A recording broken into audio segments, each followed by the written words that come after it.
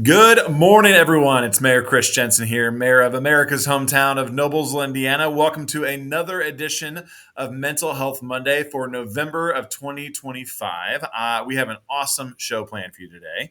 I am joined yet again by my good friend who continues to offer up her time, talents, and treasures to our amazing community, Kristen Boyce, the owner of Pathways to Healing Counseling. Good morning, Kristen. Good morning. Thrilled to be here today. Glad to have you on this Thanksgiving week. I will just say right out the gate that we are thankful for you and all that you do for our community. So thanks for giving us the time today. And we have a special guest here sandwiched in the middle of the two of us, back for another round of great conversation. Chuck Haberman, our Assistant Director of Economic Development. Chuck, thank you for taking time to join us. Thanks for having me. Glad to be back. Chuck he means that. He's glad to be here.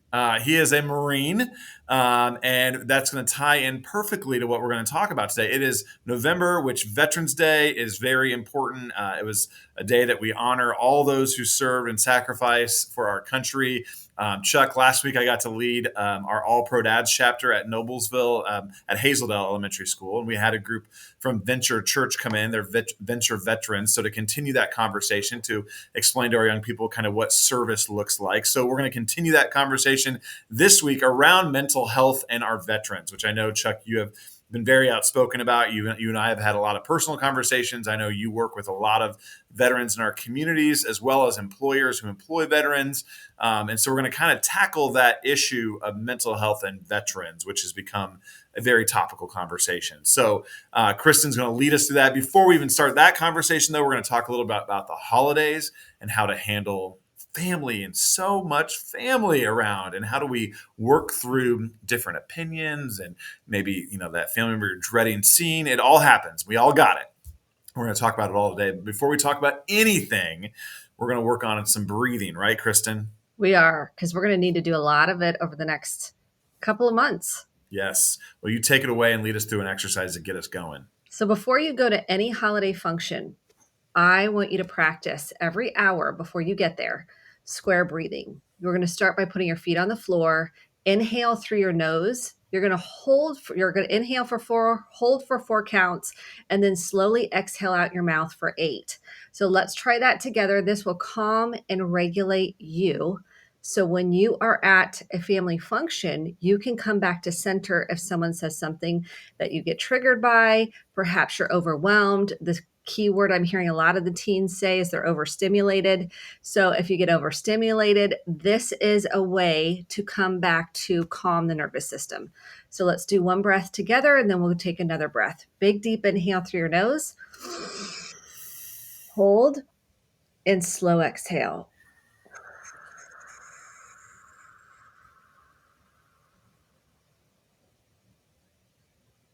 I love watching in unison, or you can see us Yeah. all 4 release at the same time. This is the beauty if you're in a group.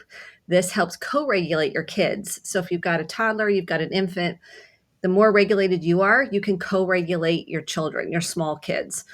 And if your kids are triggering you, your grandkids, maybe other family members, take a deep breath first and then take 4 or 5 before you say anything out of your mouth. So let's do one more. Big deep inhale through your nose. We're going to hold and then slow exhale out your mouth.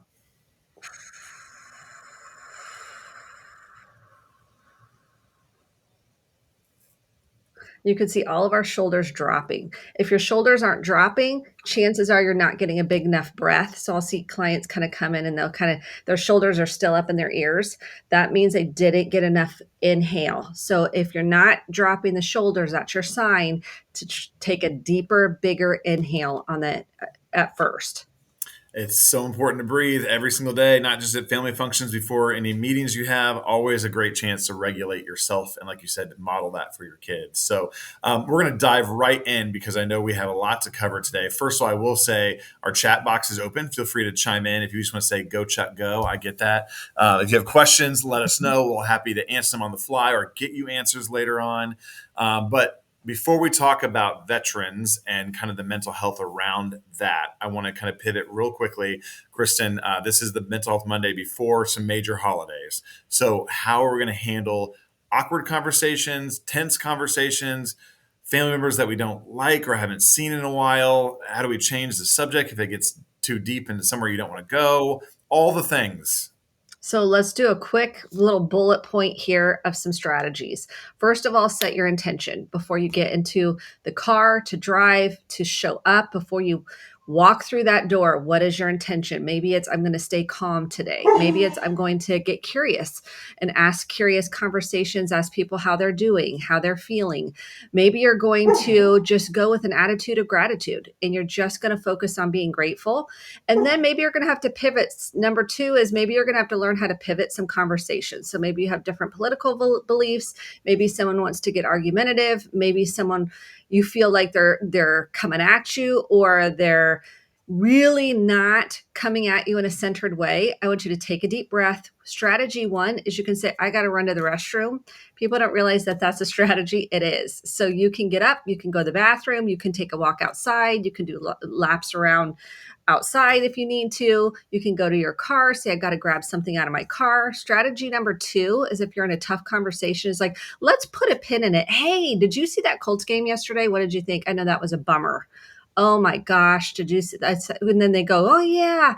So we're going to get them off that subject. I love, let's put a pin in that, because you're basically redirecting the conversation. So you're not being rude. You're not being mean. You're not being nasty. You're basically redirecting. So need to have a subject that you're going to redirect to. A safe one is football. For some it's not. So maybe you're going to talk about the boom. You're going to talk about what's going on there. Maybe you're going to talk about a movie you saw, Wicked, or you want to see. So these are subjects that are a little bit lighter sometimes that you can talk about, that you can redirect to. There's nothing wrong with redirecting a conversation. Let's put a pin in it. Let's talk. You know what about the Colts? So that's another way to do it. So I'm giving you helpful strategies. The third one is have an exit plan if you need it. So if you get into a situation where you need to kind of say, hey, thank you so much. I don't need to be rude or nasty. Thank you so much. This was wonderful. At my capacity right now, I am worn out from my week. I have had quite a week and my capacity is low. We are going to have to head out. Thank you so much. Take it on you that your capacity is low. I like to set it up before I get there. So folks say, oh, what's happening in your life? I am just worn out. We may not be able to stay the whole time. We may be only able to stay an hour or two. Set it up ahead of time because your capacity is low. There's nothing wrong with that. And for those that are lonely or going through grief over the holidays, I see you. I want you to say at these times can be hard for grief. They can be very activating because you might miss your loved one. If you have the capacity or the space or want to, I recommend talking about your favorite memory. Bring your loved ones into the space. Some people are afraid to do that. I say it's very helpful, very therapeutic to tell stories if that's where you are. If it's not, say, I'm not at a place where I can process it right now, and then you can switch the subject. So these are things what we don't hold sacred space for when people at the holidays are going through grief and loss, or maybe they're feeling extra lonely and don't have a place to go. I recommend volunteering. Bring a turkey. Volunteer at the turkey trot. Do something where you're giving back. That always feeds the soul in some capacity.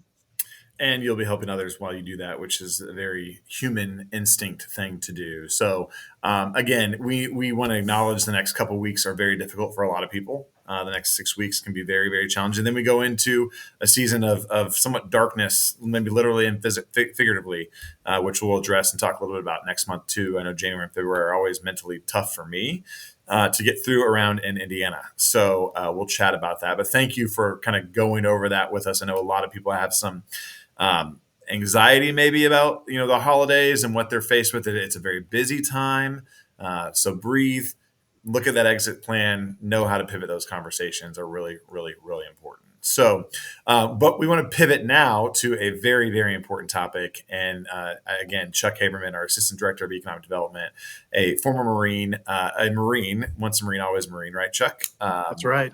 And is here today to kind of walk us and talk to us a little bit about veterans and the support that they need and the mental health challenges that we're seeing in them across our country. Kristen, do you want to kind of tee up this conversation? Then I'll kind of step back and let you and Chuck kind of work through some commentary around this. Chuck, I would love to have you share your story and then how mental health has impacted you and what you've done to address your own mental health. Sure. So As Mayor Jensen said, I served 8 years in the Marine Corps as a combat engineer. Um, I deployed 3 times, spent some time in Afghanistan. Um, you'd mentioned, grief through the holidays, and I think it's important to understand the Marine Corps is a huge family. You have huge family members, people you care about all across the country. Whether it's been 2 years ago or 20 years ago that you served with them, you still have very close ties. So I think this time of year, when you're reflecting on family, spending time with people you love, it also oftentimes brings back thoughts and grief about people you've lost or people that you just aren't as in touch with. And so I think it's important to support veterans when it might not be family members that they're missing. It might be their extended family, their Marine Corps family, or their military family that they're missing. For me, some of the things that I deal with, I've sought help. I didn't for a long time, and that was challenging for me, probably challenging for people around me. Um, but I have since, felt the need to, express those feelings through therapy and some medication. And so, you know, just starting that process, it's a never ending process, but really starting to learn some of those techniques, breathing and different modalities that help just to cope with some of those things have been really helpful for me over the last few years. What's helpful for family members to say and not say about your military experience? Because I know this can be different for everybody, but some Yeah. family members never say anything and they never address it, and then some might be intrusive. So what are your Yeah. feelings on the Yeah. do's and don'ts? Oh man, that's a tricky one. And it all depends on the veteran and their experience, um, you know, their length of service, their type of service. Um, I think there's some general ones, everyone will tell you, I'm sure everybody's curious, did you kill anybody? Nobody wants to answer that question, right? So stick away, steer clear of that question. That's just kind of offensive. Some of the ones are okay. Tell me about your work in the service. Tell me, did you get to travel? Just talk about your experiences and what you enjoyed the most. Things like that are easy ways to get the conversation started, and then that gives the veteran the opportunity to kind of open up as they wish. So most people will be able to tell whether they're willing to continue to open up or not. So starting with some of those kind of easy questions, I'll say, where you talk about the good times, you talk about some of the places you got to see, some of the places you may not have gone had it not been for military service. For me, I spent my first time on an airplane going to boot camp in California, and then I was jetted off to Japan, and then I went on other deployments to many other countries. So, you know, as a young kid in Greenfield, Indiana, I probably wouldn't have done those things if I had, or at the time, I wouldn't have done those things had it not been for the service. So, telling those parts of the stories and opportunities that we're met with are always good ways to start the conversation. Um, Probably not asking those hard questions about, what traumatized you the most? Did you kill somebody? Did you do these other things? So, um, keep it light, I think, are the best ways to start those types of conversations. Chuck, is it fair to say, just listening to you talk like that, I mean, it kind of comes down to common sense, right? Like, think Sure. about, put yourself in that position. Okay, what would you want to be asked about, and what would you not want to be asked Sure. about? I'm not And sure why sometimes we think that we can ask a completely inappropriate question that we would never want to be asked ourselves. right. I think, on the flip side, you can talk about common sense with adults, but then I have 2 young kids. They're very curious, and they see things on TV and in the movies, and they don't know the best way to ask those questions. So you have to kind of navigate those in a certain way. Who's the bad guy? Were you a good guy? Those types of simple questions to them are complex questions for anybody to answer, let alone a service member. So I think it's tough. It's tough to deal with, and it's sometimes difficult to deal with, when you're faced with those questions from your kids or young family members that may be in town for the holidays. It's difficult for me to answer some of those questions that are just they're curious. They don't know. And so, it's certainly difficult to answer those questions to them for them. Let's talk about compartmentalization because that's a survival strategy in the military. I mean, that is literally you're trained for getting through many different types of scenarios. And then when you get out, what I find with veterans is the transition from maybe deployment back into that transition back home or to Yep. back to your regular job can be very, very tough. Hmm. Talk about how you handled that, some strategies you've used to make those transitions. Yeah, I think that's a big part of the transition piece. I'll say out of the service. That is, there's your new mission is finding the next chapter, right? So it's often around, you know, a career opportunity. Where are you going to live? Those types of necessities, and so you compartmentalize those other pieces of your mental health and the stressors that come along with all of those things. And so, in my case, I pushed a lot of that self care, mental health care down, right? Because that's what you're trained to do. Yes. Um, get the job right, get the schooling right, get the housing right, earn an income. We'll deal with everything else later. Well, then you're in the mix of all those things and you don't think about it. It doesn't come back because you're trying to keep all of those things afloat, right? You're spinning all those plates in the air. And then, things happen, right? You lose friends. You, you know, many things can happen for many different people.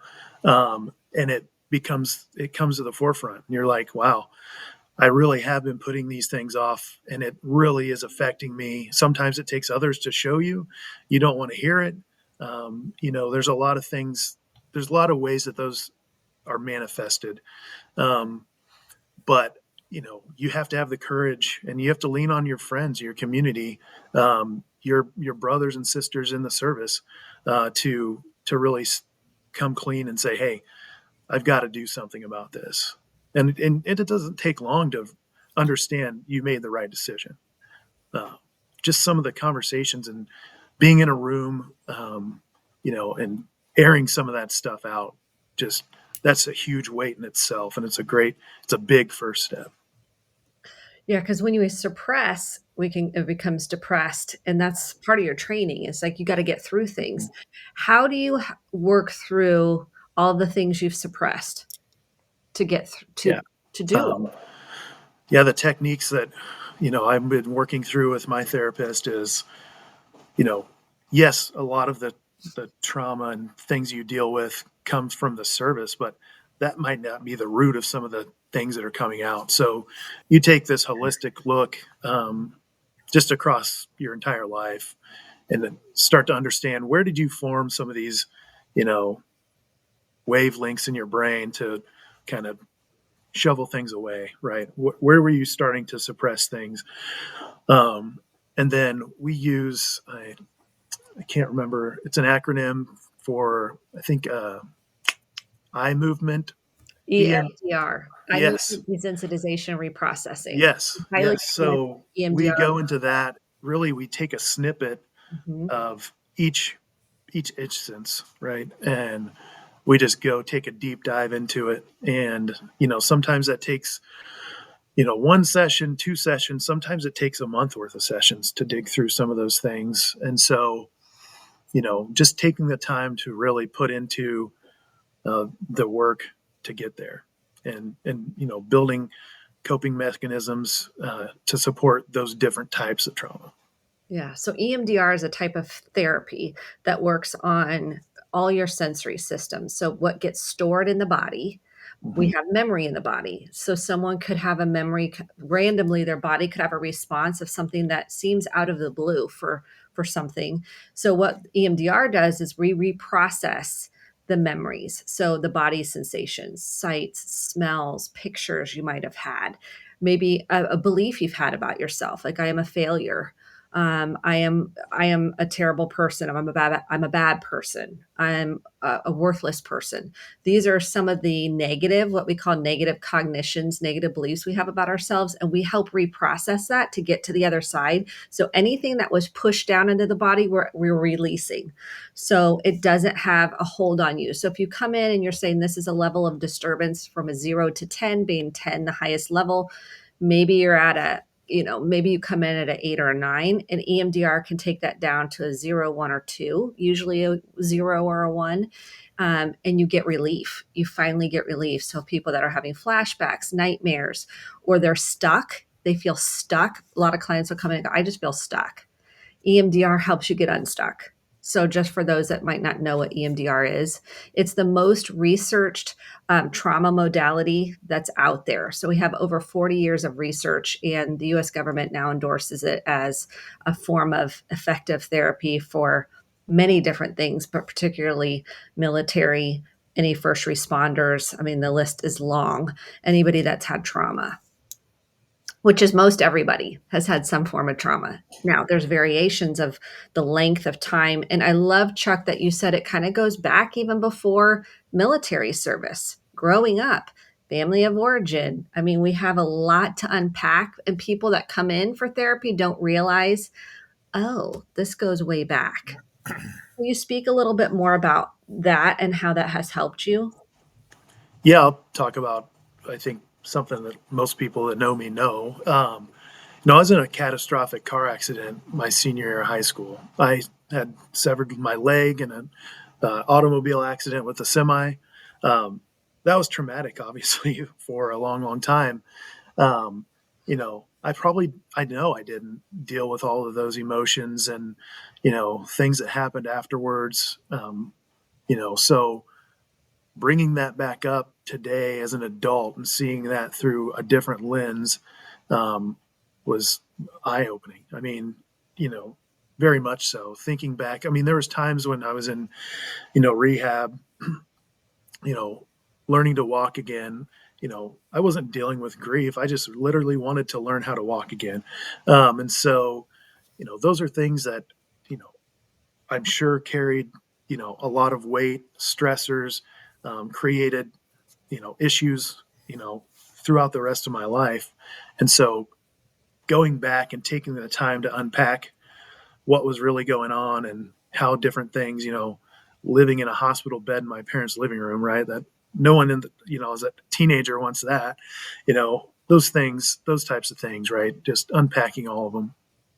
Yeah, and so your body can then be released of this, and these are things we don't realize that are really connected to a lot of what we feel in the present moment. We're like, well, that's over and that's in the past, and why do we have to go back there? I'm like, because we're frozen. Your body, some of your memories, some you don't realize it.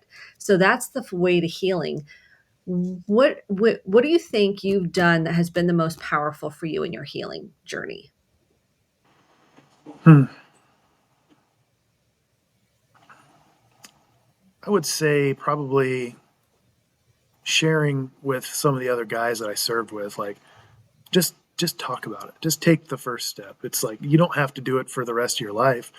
You know, spend a couple months. You can get free help from the VA. You can. There's a way out. Don't deal with that thing. So we've had a lot of friends, pass or killed in action. Um, Specifically, people who have died by suicide. That we've my friends and peers are we have to deal with that. We have to go to those funerals and those types of things. And so there's a way as we just kind of share our own experiences with one another, maybe we can cut that number down moving forward.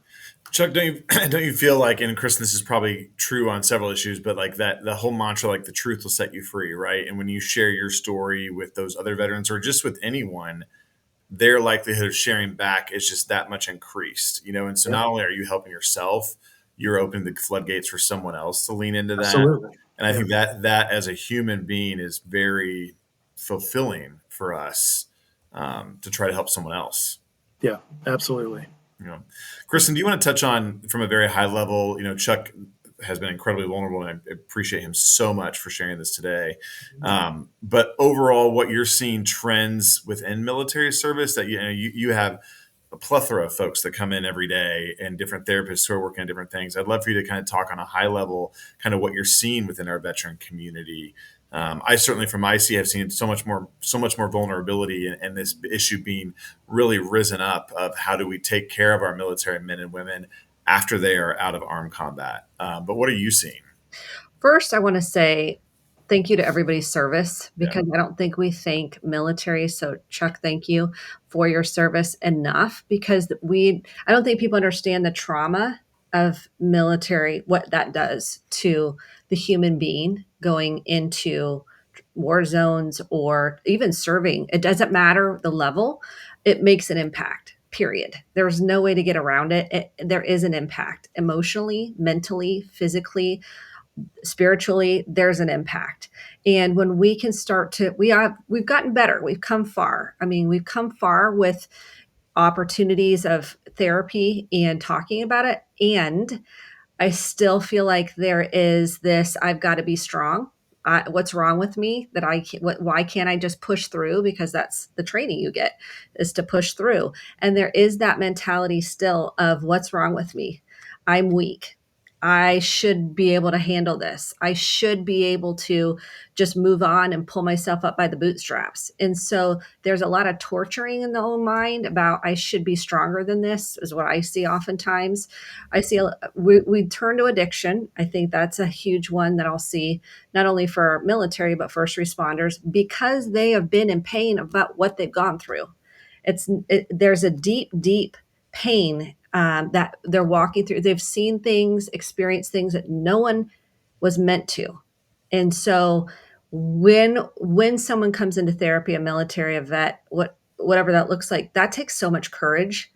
That takes, and typically they've hit somebody, like they're having a relationship issue, a marital issue, an addiction issue. Something is pushing them in, typically, not always, but usually something is starting to break open, which is that trauma starting to manifest itself.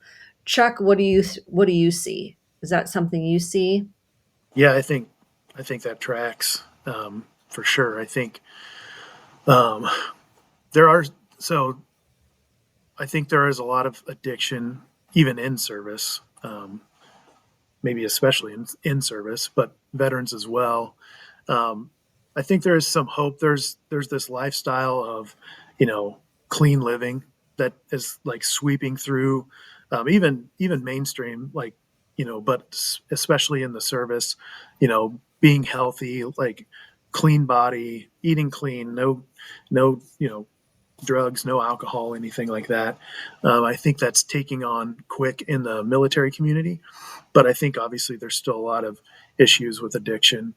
Um, you know, I don't know what the divorce rate is now in the military, but when I was in, and it was in the upwards high 70s.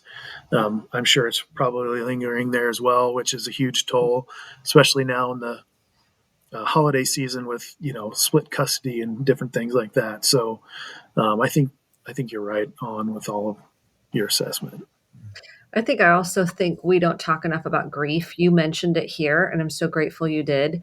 The amount of grief that just the transitions, leaving family, leaving kids, leaving a partner, leaving your life that you had, and the new life you have now, you can't go back. Like there's so much. And then what you see on if you're deployed, there's so much grief and loss and transitions that's never really mentioned. You bury Yeah. it and you move on. And I Yeah. think that's the other piece that I see. I hope we can change the conversation around that as well. The funny thing, yes, you're leaving your family and everybody that's there when you deploy, but, you know, I left my family, my community for 8 years, right? And then came back. Life didn't stop, right? Everyone moved forward. And so you feel like, you know, Yes. well, am I important? Like everyone just kept going on. Did they miss me? Those things. Obviously they did, and you keep connected with them. But I've seen so many guys that, you know, came back and they just felt like they had no place because maybe they didn't have great family. I'm very fortunate to have great community and great family. A lot of guys didn't, and they kind of became nomads in a way.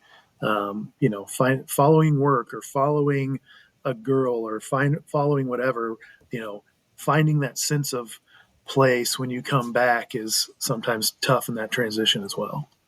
Yes. Yeah, I know that's it's amazing to think we've been talking now for 30 I minutes. know, So but so it fast. goes, so I just want to, wrap by saying, Chuck, thank you again for your service. Thanks for your vulnerability today. I guarantee you this conversation is going to impact so many people, and I just appreciate you doing it. Kristen, as always, thank you for guiding us through some of the toughest conversations ever. You do it with such grace, and it's greatly appreciated. If someone is suffering right now and is at wit's end, whether you're a veteran or not, where do they turn? 988, 24 hours a day, text, call. You matter. You're important. You're lovable. Even if your shame says you're not a failure. And we need to hear truths in order to break through. And sometimes we just don't believe them. So there is free therapy out there. The VA has therapy. There's lots of churches that offer it. If you don't want to go the church route, there's lots of nonprofits. So, and counseling clinics that at universities. So please know your matter and you're worth it, and you can get unstuck and find healing. Yeah. In this Thanksgiving week, I am thankful for all of you. So thank you so much, Kristen. Thank you, Chuck. And we'll be back next month for another edition of Mental Health Monday. Stay safe, everyone. Thank you.